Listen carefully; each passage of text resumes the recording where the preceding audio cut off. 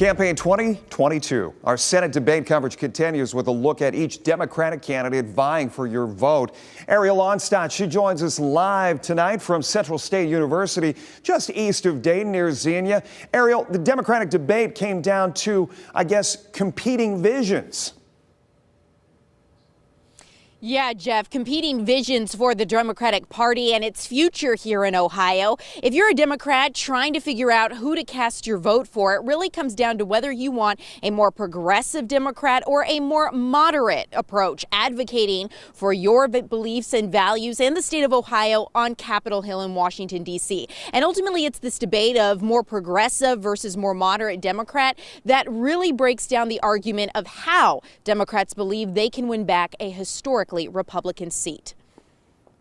That is why I've committed to not accept any money from any sector, including the defense contracting sector, that my opponent here today has taken over $400,000 from over the course of his career. Ohio is a state that has tens of thousands of jobs that are directly connected to the defense industry. Funding from special interests took center stage at the Democratic Senate primary debate as progressive Morgan Harper spent much of her time focusing on her moderate opponent's voting and campaign funding record. Congressman Tim Ryan, attorney Morgan Harper, and Toledoan businesswoman Tracy T.J. Johnson took the stage. The three Democrats answered questions focusing on the war in Ukraine, student loan debt, and others. Only Harper wanted to expand the Supreme Court. We have a Supreme Court that is very willing to strip away our rights, and we have to take aggressive action.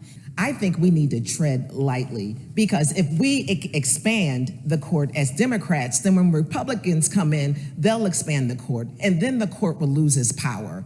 Ryan was the only candidate to firmly say he would support the use of military force against Russia if a NATO ally were attacked. Putin is a butcher. He's a killer, he's a war criminal, and he is slaughtering innocent people.